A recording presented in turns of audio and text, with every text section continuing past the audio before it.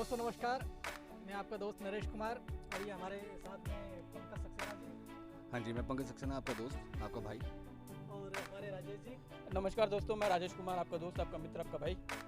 दोस्तों आज एक हम टॉपिक लेकर आए हैं। एक्चुअली क्या है कि जैसे आप ओला चलाते हैं और ओला बुक करने वाली जो ऐप होती है उसमें आजकल एक ऐड आ रहा है कि गाड़ी लीजिए, और वो भी 2 लाख 3 लाख में गाड़ी लीजिए, गाड़ी के मालिक बनिए। तो मेरे दोस्तों, जो भी गाड़ी लेने की सोच रहा हो तो पहले तो वो किन्हीं ग्रुपों में या किसी टैक्सी भाई को रोक के उससे जानकारी ले ले, क्योंकि भाई देखो, जिस टाइम पर हम लोगों ने गाड़ियाँ ली थी उस टाइम पर तो इतनी लंबी चौड़ी कमाई थी कि मैंने खुद 18,000 रुपये की नौकरी छोड़ी थी 6 साल पहले। 18,000 मेरे इन हैंड आते थे और 2-2,500 रुपये का जो हमारा मेडिकल वगैरह करता था, ये सब मिलाकर मेरी 25,000 रुपये के तकरीबन सैलरी थी। तो वो टाइम गुजर गया, चलो उस टाइम अच्छा पैसा मिल रहा था। लेकिन इस टाइम पर हम आपको बता दें, इस टाइम पर ऑटो को तो छोड़ो, सॉरी, टैक्सी में बिल्कुल भी फ़ायदा नहीं है। आप ये ना समझे कि मैं आपको लेने से मना कर रहा हूँ। भाई ओला उबर के अगर आप लेते हैं कि ओला उबर में चला लेंगे, ओला उबर का नाम मैं इसलिए ले रहा हूँ कि मैं खुद ओला उबर में चला रहा हूँ और मेरे को कुछ भी फ़ायदा नहीं हो रहा है। तो जैसे ये कंपनियाँ, अब जैसे ये ऑटोमोबाइल कंपनियाँ हैं, इनकी जो गाड़ियाँ ऑलरेडी बन के पड़ी हैं कि भाई उनको कोई ख़रीदे, लेकिन जैसे कि आप जानते हो काम तो है नहीं, इसलिए कोई गाड़ी ख़रीद भी नहीं रहा है। तो इसलिए ये लोग क्या कर रहे हैं कि ओला जैसी उबर जैसी कंपनियों के साथ मिलकर जितनी भी ऑटोमोबाइल कंपनियां हैं, और अपनी गाड़ियों की सेल बढ़ाने के लिए इनको बोल रही हैं कि आप प्रमोट करो हमारी गाड़ियों का, और जितने ये लोग टैक्सी चालक हैं इनको बोलो कि गाड़ी खरीदें और इनको लालच दो कि हम 2 लाख 3 लाख 4 लाख में आपको गाड़ी प्रोवाइड करा देंगे। उसके बाद आप थोड़ा थोड़ा 1,000-500 रुपये वो जो है इंस्टॉलमेंट के थ्रू दे सकते हैं। लेकिन आज के टाइम पे जिसकी इंस्टॉलमेंट चल रही होगी उनको पता है कि कितना बुरा हाल है, वो इंस्टॉलमेंट खुद नहीं भर पा रहे हैं। तो हम सभी साथियों से बोलना चाहेंगे कि भाई कोई इनके झांसे में नहीं आना। चाहे ये बोलें कि फ्री गाड़ी ले जाओ, तो आप गाड़ियाँ ऐसे इस तरीके से नहीं लेना। आज के टाइम पे टैक्सी में बिल्कुल भी प्रॉफिट नहीं है और हम लोग घर तक नहीं चला पा रहे हैं। सही बात। इससे पहले हम बहुत ऐश करते थे, परिवार में अच्छा खाते थे, अच्छा पहनते थे, अच्छा घूमते थे। और सही मायने में बताऊँ, इन 6 सालों में पहला 1-1.5 साल तो हमारा अच्छा गुजरा था, क्योंकि मैं ओला उबर 6 साल से चला रहा हूँ। इससे पहले मेरा दूसरा था काम, ठीक है। तो शुरू के 1 साल या 1.5 साल के करीब लगा लो, मैं थोड़ा अच्छा सा मैंने देखा कि हाँ भाई प्रॉफिट है। उसके बाद 4 साल से बिल्कुल परेशान है, ना कोई प्रॉफिट है, ना कोई हमारी लाइफ में खुशी है, कुछ नहीं है। और बस हम लोग बस लड़ते ही आ रहे हैं ओला उबर से कि भाई तुमने क्या कर दिया, ये पहले क्या दिखाया और अब क्या कर दिया। जैसे कहते हैं लोग, बस गुड़ दिखाया और फिर डला मार दिया, इस तरीके से। तो हम अब आप बोलेंगे कि भाई ये तो हमें मालूम ही है, आप ये क्या टॉपिक लेके आए हैं। हम टॉपिक ये लेके आए हैं कि जो नए भाई, कोई नए भाई इनके प्रलोभन में ना फंसें।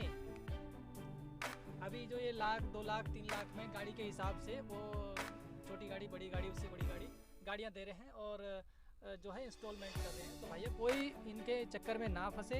भाई आप कुछ भी काम कर लेना, लेकिन इस काम में बिल्कुल प्रॉफिट नहीं है और कोई भाई इसमें ना फंसे।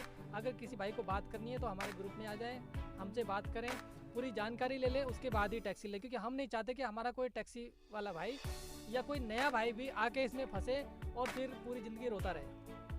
देखिए, इसमें मैं कुछ चीज़ें और ऐड करना चाहूँगा।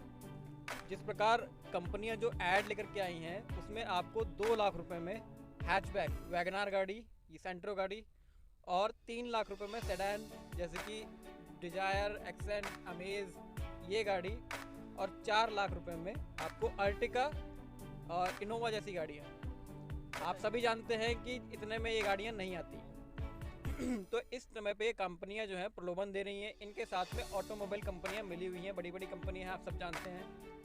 तो ये दोनों ने अपना टाई अप किया हुआ है अपनी गाड़ियां निकालने का और लोगों को फंसाने का। जैसे पहले ओला फ्लीट की गाड़ियां चलती थी, जो गाड़ी 6 लाख रुपए की होती थी, उनसे भी 12-12 लाख रुपए वसूले गए हैं और उनको वो गाड़ियां फिर भी नहीं मिली। इस समय पे क्या हो रहा है कि ऑटो वालों का किराया जो है बढ़ा दिया गया है, टैक्सी का कम कर दिया गया है। तो हम लोग आपस में एक दूसरे से लड़ रहे हैं, तो ना ही उनको किराया पूरा मिल पा रहा है, ना उनके पास में सवारी आ पा रही है, और ऐसा ही हमारा हाल है कि हमें भी किराया पूरा नहीं मिल पा रहा है। तो इसमें यह है कि जो भी भाई आ रहा है नया, कि सोच रहा है कि उसको टैक्सी चलाने का काम शुरू करे और अपने परिवार को चलाने के बारे में। देखिए, हम अपने बारे में बताते हैं कि हम अपने परिवार को खुद समय नहीं दे पाते। बच्चों को अगर कोई चीज़ चाहिए होती है, कहीं जाना होता है, कुछ काम होता है, तो हम उनको समय नहीं दे पाते। जैसे कि बच्चों को गार्डन जाना होता है, पार्क में घूमना होता है, मगर हम रोड पे लगे होंगे तो उनके लिए समय कहाँ से निकालेंगे। बीवी को कुछ काम होता है, कहीं मायके जाना होता है या कहीं किसी की रिश्तेदारी में जाना होता है, तो उनके लिए भी हमारे पास में समय नहीं होता है। तो देखिए भाई, जो नया भाई इस लाइन में आना चाहता हो तो मैं तो साफ इनकार करता हूँ। सब चीज़ें देख करके, सोच करके, समझ करके उसके बाद ही पैर डाले कि पहला तो उसको अपने परिवार के लिए समय नहीं होगा, दूसरा किराया उसके हिसाब से नहीं मिलेगा, तीसरा गाड़ी जो है ये उठा करके भी ले आ सकते हैं कंपनी वाले। तो जब इतना नुकसान हो रहा है तो ध्यान से आना भाई, कि आगे चल करके तुम्हें पछताना ना पड़े, ये किसी का मुंह ना देखना पड़े कि अब क्या होगा। और दूसरी बात, किसी के पास में इतना पैसा रिस्टोर नहीं होता है कि 1.5 लाख रुपए का कहीं ना कहीं से जेब में से निकाल करके ले ले गाड़ी।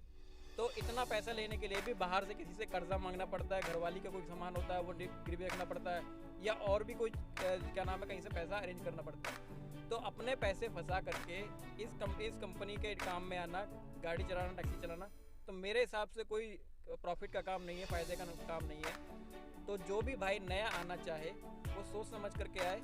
बाकी पंकज जी आपको बताएं। भाइयों, अगर इस लाइन में अगर आना है तो सोच समझ के आना। हम टैक्सी ड्राइवर हैं, खुद चलाते हैं गाड़ी।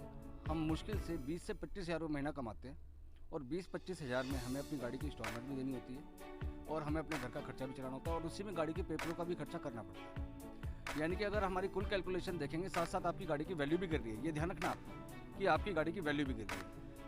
यानी कि आप जब सारी कैलकुलेशन करेंगे 1 साल की, तो आप नील बटा नील पाएंगे अपने आप को, यानी कि आपने कुछ नहीं कमाया, और साथ में परेशानियाँ आपके साथ 36 जुड़ेंगी। आप खुद देखेंगे आकर, गवर्नमेंट जितने भी रूल अपने चलाती है वो सारे टैक्सी ड्राइवर के ऊपर चलाती है, कभी कस्टमर के ऊपर नहीं चलाती। अगर आप इस लाइन में आएंगे तो पहले आने से पहले जितने भी ड्राइवर भाई आपको मिलते हैं, पहले आप घूम के उनसे मिलिए और उनसे पूछिए क्या हाल है इस लाइन का, उसके बाद आप आने की कोशिश करें।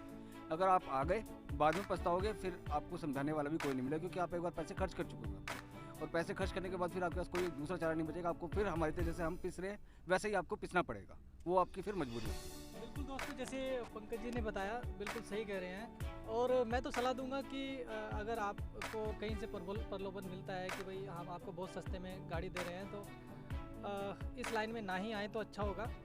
और जैसे कि ये कंपनियां जो हैं, ऑटोमोबाइल कंपनियां नई गाड़ी दे रही हैं सस्ते में, तो इनकी गाड़ी तो बिल्कुल भी ना ले, क्योंकि वो कहकर सस्ते में आती है, लेकिन उनका जो लोन जब चुकाना पड़ता है, तो भाई साहब हम लोगों ने अपने ऊपर देखा हुआ है किस तरीके से घर में हम लोग नमक की रोटी खाकर भी हमें टाइम पर लोन देना ही होता है।